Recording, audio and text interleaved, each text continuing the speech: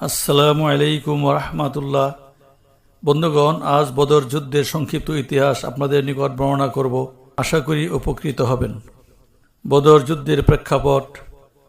বদর যুদ্ধ মুসলমানের জন্য এক ঐতিহাসিক ও গুরুত্বপূর্ণ ঘটনা। মুসলমান ও মুশরিকদের মধ্যে এটাই সর্বপ্রথম বড় যুদ্ধ। ইসলামী প্রারম্ভে মক্কার কাফের ও মুশরিকদের অত্যাচারে অতিষ্ঠ হয়ে অনেক মুসলিম নিজ নিজ বাড়িঘর ও ধন সম্পদ পরিত্যাগ করিয়া মদিনায় আশ্রয় নেয়।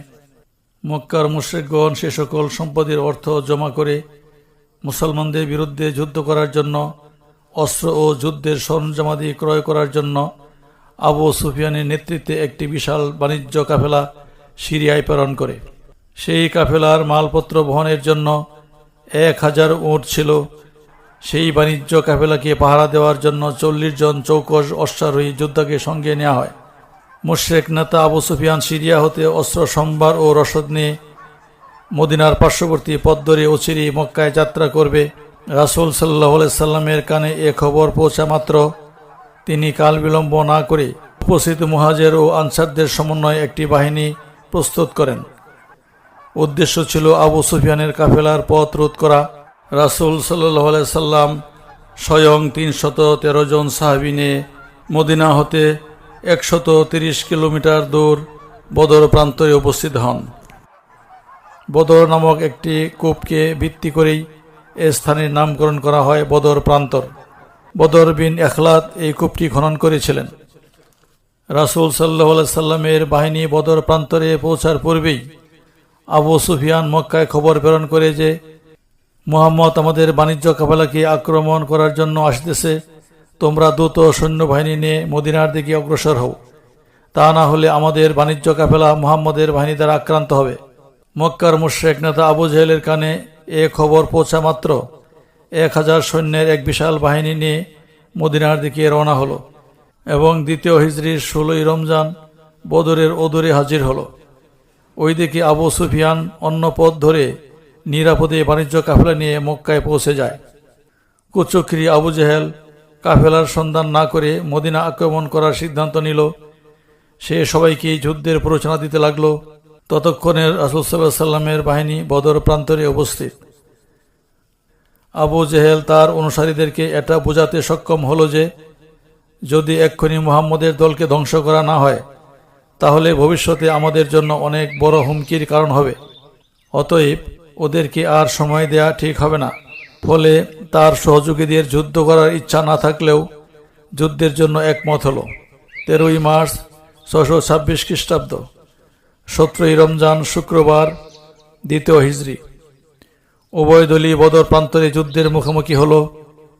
মুশরিকদের সৈন্য সংখ্যা 1000, সশস্ত্র সৈন্য 600 জন, 700টি উট, অশ্বারোহী যোদ্ধা ছিল 300 জন। অপরদিকে মুসলিমের সৈন্য সংখ্যা ছিল মাত্র 313 জন, 8টি তলোয়ার, 70টি উট, 2টি মাত্র ঘোড়া।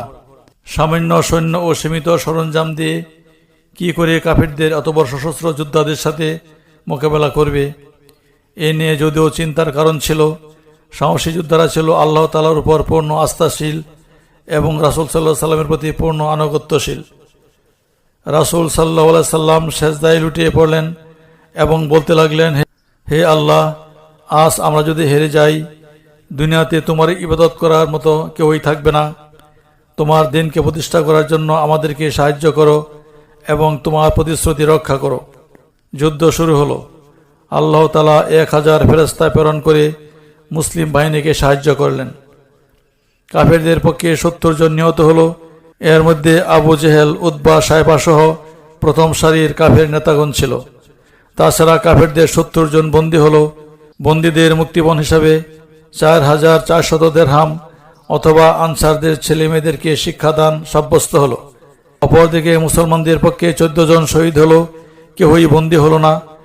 মুসলিম মুজাহিদগণ বীর বেশে মহানবী মুহাম্মদ সাল্লাল্লাহু আলাইহি সাল্লামের নেতৃত্বে মদিনায় প্রবেশ করলেন। বদর যুদ্ধের ফলাফল। বদর যুদ্ধের ফলে মক্কার কাফেরগণ চরমভাবে পরাজিত হল। এই যুদ্ধে কাফেরদের বড় বড় নেতাগুলো নিহত হয়েছে। মক্কার কাফেরদের সুনাম ও ঐতিহ্য একেবারে ধুলায় লুণ্ঠিত হল। এত বড় বিশাল বাহিনী সামান্য মুসলিম দলের হাতে এভাবে পর্যদস্ত হবে, এটা কোনো কল্পনা করতে পারে নাই। এ যুদ্ধের পর কাফের মুশরিকদের মনোবল চরমভাবে ভেঙে গিয়েছে। অপরদিকে মুসলমানদের সাহস শক্তি চরমভাবে বৃদ্ধি পেয়েছে। আল্লাহ তাআলা ও নবীর প্রতি অগাধ বিশ্বাস ও আস্থা মজবুত হয়েছে। সারা বিশ্বে মুসলিমদের সূর্যবীর্যের খবর ছড়িয়ে পড়ে।